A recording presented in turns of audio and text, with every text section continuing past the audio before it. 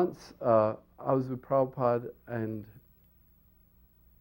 we were talking about my family because he got to know my mother and father, and they visited him a few times. And Prabhupada said that, he said, because you are a devotee, he said, 28 generations of your family will be liberated.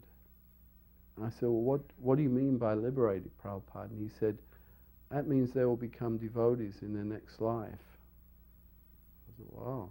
I said, does that mean just my immediate family, like my mother and father and brothers and sisters, or does it mean my extended family, aunts and uncles? And he said, no, extended family. He said, everybody, aunts, uncles, everybody. 28 generations of your whole family become devotees.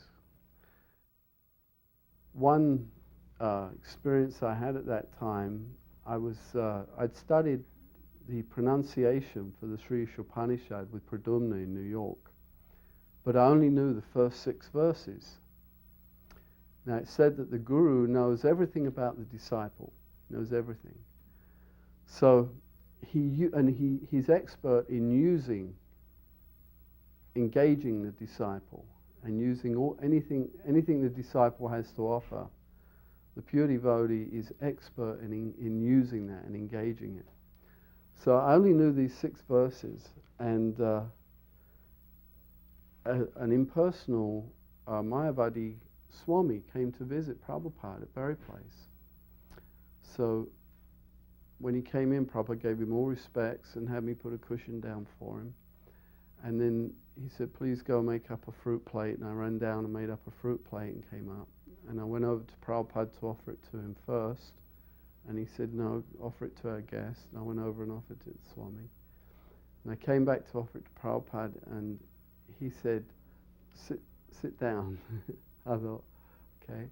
So I sat down. Prabhupada looked at the sannyasi, the Swami, and he said, my boys all know Sanskrit.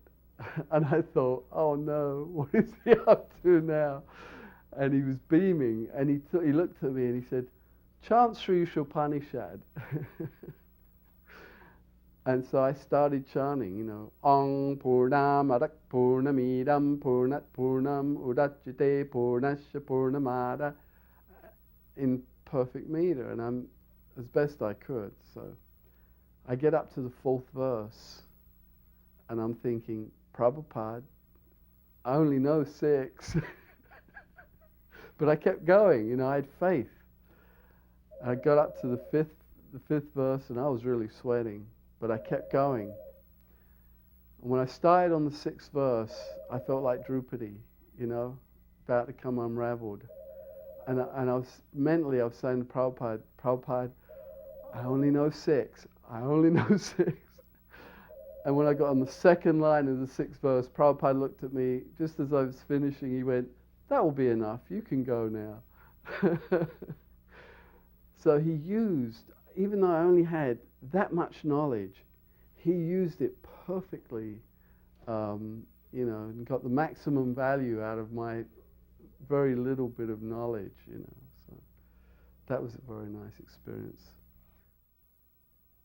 Early, around 70, 72, I'd been preparing for sannyas for about, no, it was a little later than that. What was it?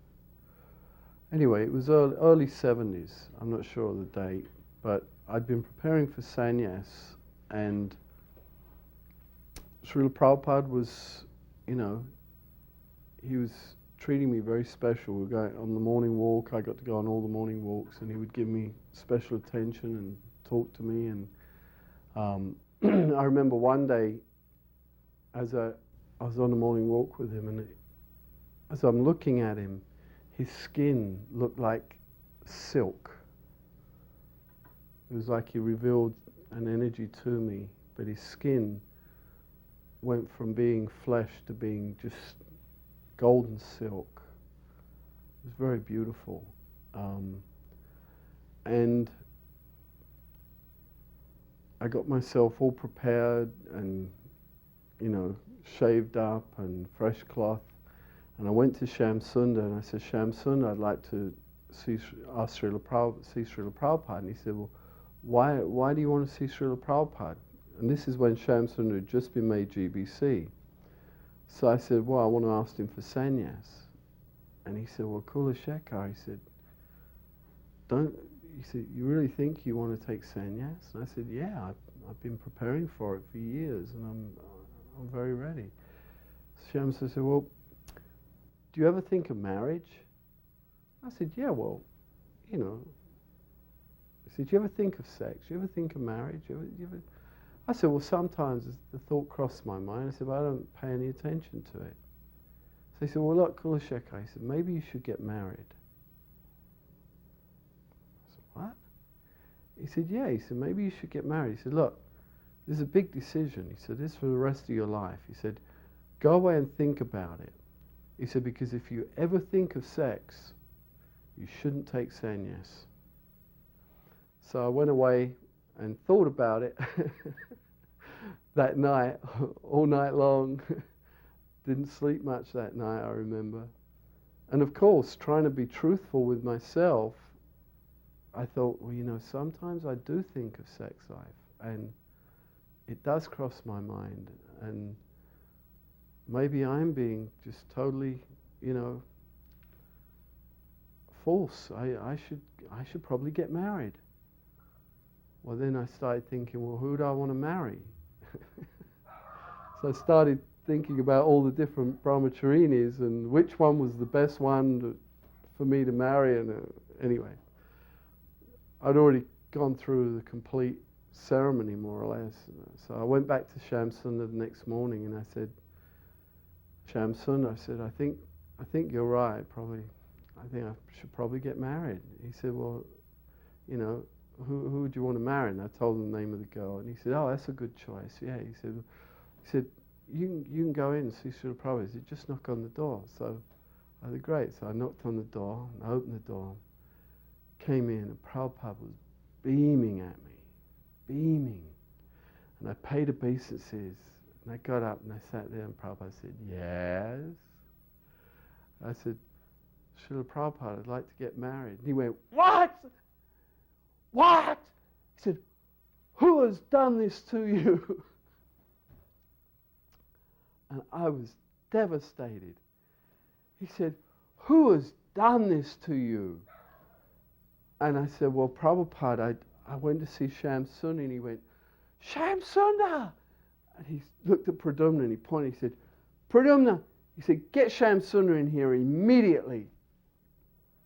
Prabhupada was furious. And I sat there, I felt like a dog. I was looking at the floor, and I was like devastated. So Shamsundar comes in and sits down. And Prabhupada said, who are you to tell my brahmachari to get married? Who are you? And Shamsundar said, well, Prabhupada, he said he wanted to take sannyas. And I told him if he ever thinks of sex life, Prabhupada said, everyone with a material body thinks of sex life. He said, look at him. He's finished. And Prabhupada looked at me with such compassion. He said, look at him. He's finished. He said, you have no right to tell my brahmacharis to get married, ever. That was, I don't remember much after that. Then another time, I was alone with Srila Prabhupada talking to him about marriage. It was the day after that sannyas incident, and he let me come in and have private darshan. And he wanted to talk to me about the system of marriage. Well, I asked him, I said, well, Prabhupada, can you tell me about married life? And he said, when the girl is 8, she is betrothed to a husband, and the family has already worked everything out. They come from the same social strata, astrological compatibility, everything's worked out. He said then from 8 till 12, 14, she would go every day to her husband's house, and his mother would train her on how to take care of her son, the way he liked his food cooked, etc., etc. He said then as soon as she attained puberty, they would have sex life. He said, and she would never look at another man the rest of her life. He said, that is marriage. He said, anything else, I do not know. When Prabhupada arrived in London one time, my father drove him from the airport to Bury Place. And my father had this white Jaguar Mark II, very nice car, and smooth ride. It's like floating on air. Red leather seats and worn up. It was very nice. Prabhupada sat in the front with my father, and I sat in the back with Pradumna and Shamsundar, I believe. So we came down right near the, right alongside the British Museum. Is a 3-lane road that goes all the way down the side of the British Museum as you're going down towards Bury Place at Holborn. And there's a hospital on one side and the British Museum on the other. And there's no pavement, there's just 3 lanes of road straight down there, so nowhere to go. And we were in the middle lane, and there were 2 red double-decker buses in the outside lanes. And as we were coming up on them, they closed in on us. And they almost closed right in on the car. It was very dangerous. And my father spontaneously screams, "Haribo!" and slammed down on the gas pedal, and the car just took off through the gap, and the buses pulled apart as we went through. And Prabhupada turned to my father and he beamed at him.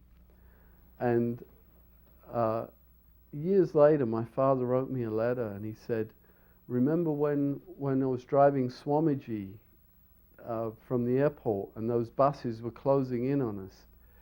He said, and I screamed, "Hari Bol." He said, and the buses parted just like the waves of the Red Sea parted for the Lord.